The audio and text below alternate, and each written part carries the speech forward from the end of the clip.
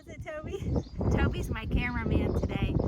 June 12th? Today's June 12th. So if he can hold the camera steady, we'll get a checkup. All right, so I have planted 4 varieties of cucumbers. And you can see I have blossoms.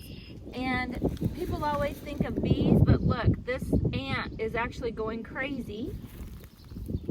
And we have lots of good and bad bugs doing their job. The straw mulch is helping. The board, it is not a raised bed. The boards just help keep things in check and a little less weeding for me. But notice there are weeds. I'm not worried about being weed free. I'm just worried about keeping weeds down as much as possible to not compete with my plants growing. If you notice these cabbages here, now let's look at the cabbage. If you notice, some of these look like they're wilted, but they were actually transplants. I direct sowed a row of cabbage seed in whenever I planted lettuces. They got a little bit leggy before I was able to get them transplanted, but they're coming back. So don't give up. If leaves wilt, those leaves may not recover, but look, it's growing new leaves. And actually that is what I want, because I want these to be slower than older ones that I bought that had already been seed, starts from greenhouses. So it looks terrible, but I'm on track. Right now my biggest concern will be cabbage moths, which if you see a tiny little white moth, they're not cute. They actually are what will decimate your plants. So I'm gonna have to treat for that and make sure that I get the cabbage and the moth does not kill it. I have a few zinnias along. They're nice in the garden. I planted beans around here, which will come up and will help shade some of the cabbage, but these were early cabbage. And of course the beans will grow along here to make it a little easier. If you're new to gardening, make sure that you read the packet. Do you have a bush bean that will only get a couple feet tall? Or are you buying a bean that actually needs to be trellised to get the best harvest? I have more beans because I want to make half runners in cans, and I also want white half runners to dry for shuck beans or leather britches, depending on where your family's from in the Appalachian Mountains. I've decided this year to put my peppers in between some strawberries that I bought to make this a strawberry bed. You can companion plant peppers with tomatoes, and for right now it works. These cabbage are actually setting their heads. Can you get down in there, Toby? Like, see, look. And look at the moisture in there. Look at that. It's just amazing how they create a tiny little cabbage head. The thing I've tried for 2 years now is celery right here. I'm going to have to research and find out, because I know when it gets taller, you're supposed to put a column around it. I got to work on that. And something new for me as well is a perennial. And I've got to research that. My bib lettuce, and I have a couple younger ones, are doing extremely well.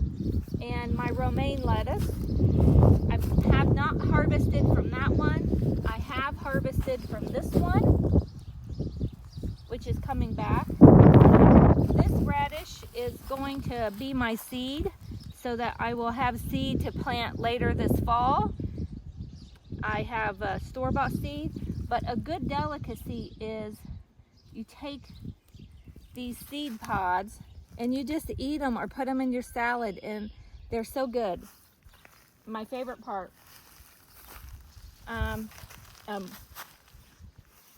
If you like wilted lettuce, if you're from the South, black-seeded Simpson is good for that. And that is, I've harvested the final half of these. I'll see if they come back one more time. If they don't, it's simply I pull that out, put seed down, and within 14 days I'll be eating more. The last of my spinach. And as you can see down this bed, it is spinaches and lettuces. We just recycled and put this in. I'm going to plant more beans along there. Yes, I'm going to be going bean crazy this year. And the white are 2 more radish plants that will go to seed. And I will let a couple plants of the lettuces that have done the best, they will go to seed so that I hopefully don't have to buy seed next year. I have a couple areas of carrots. I haven't really thinned them out because I've been thinning them out by eating the tops in salads. This is an older area of strawberries that we have. I have to get that back corner weeded out and laying straw down.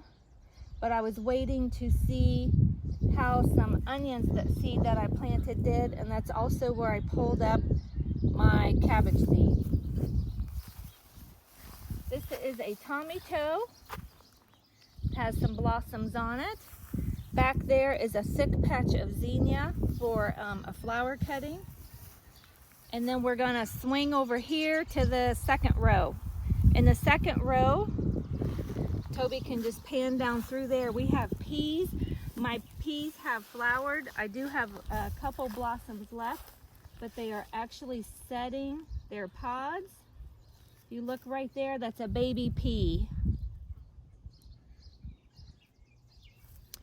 And I have, it looks like cabbages get smaller, but it's 3 different varieties. A stonehead is a very small one, and then they go all the way up to the variety that's very large. And I have a cream colored marigolds at the front of, I think it's 3 varieties of tomatoes that I have, and a couple orange colored marigolds on the end. And there's 3 or 4 basil that are in there. Turn that off. All right, on the back side of row 2, I put a second row of peas and then onion sets. The little tiny, looks like onion balls, onion sets. I planted those. I didn't do very many red because when I looked at places, they didn't seem to be very healthy. So it's mostly all yellow and white. And I just intermix those. We pull them out and eat them as a green bunching onion. And then we also do let them go ahead and set heads as they're being thinned out. Then I have with the bamboo post that I'll just tie some string along. I have half runners. And if you notice that only about half of that germinated, so this week we have put down, just popped in seed in the holes, and we'll see how that germinates because they should catch up enough to be able to do that. And if you do white half runners, you get several pickings off of that, so it's okay to go back through and pop them in. And in my area of East Central Indiana, as long as I'm putting stuff in till about Father's Day, I can do great for a harvest. After that, then I need to look at what is our predicted first frost date and count the dates back based on seed packets and make sure that I'm timing it and not running out of time. This next row of beans is 3 different types of beans I got last year that I have not planted before, and I'm really unfamiliar with them. One of them is jade. It's a green, jadeite green color of a bean. And a couple more, I haven't researched much on them. It's just fun to plant them. Maybe they'll turn out that I like them better than navy or pinto beans for soup beans. Maybe I'll find something new to try. Then we have 2 rows of potatoes. Now these were potatoes that we had kept over from last year. I did not buy any seed. If they were golf ball size or larger, like if they were that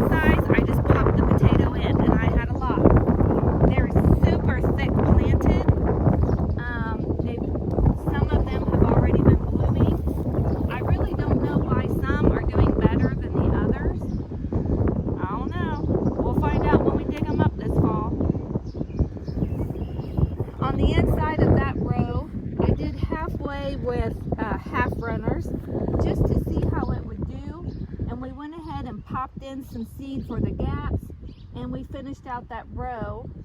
And if you notice down there, I have weeding to do. This was covered with the cardboard. It's done excellent for a mulch. I just weighed it down with a couple rocks. Even with the 50-mile-an-hour winds, rocks were holding it okay. So it sure beats all that weeding I have to do down there. I need to hoe both sides of the potatoes here to finish them out. And then I'll be picking up more cardboard, or we will use the garden straw and hay waste, like what we're hoping to have finished out by July. Down this row on each side are half runners. Germination was just so on that. So once again, I have filled in the gaps.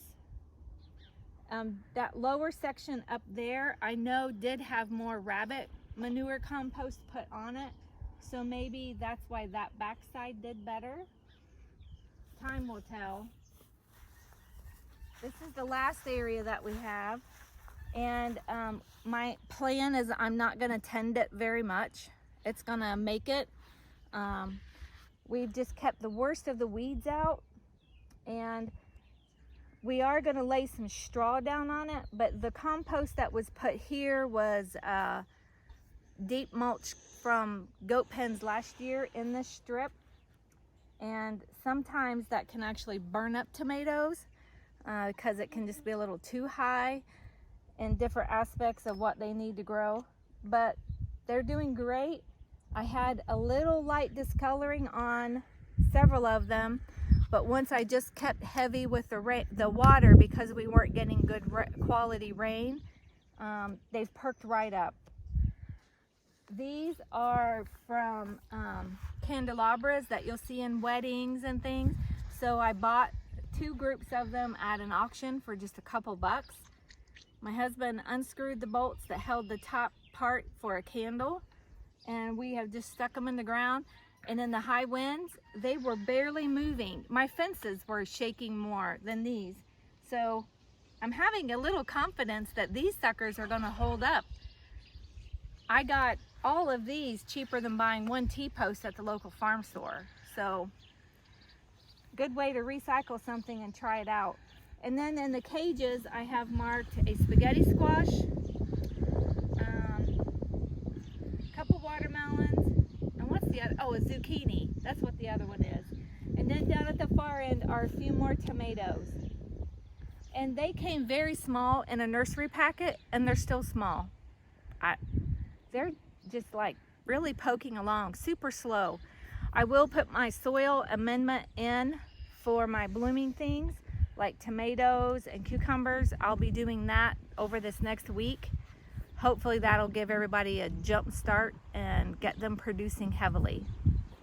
So thanks for seeing me. If you like it, give it a thumbs up. That always helps everybody on YouTube if you give a thumbs up. If you don't like it, give it a thumbs down. At least it's letting me know what you think of the video. Thanks to Toby for doing the video for me, and I'll check in with you in another week or two. Bye.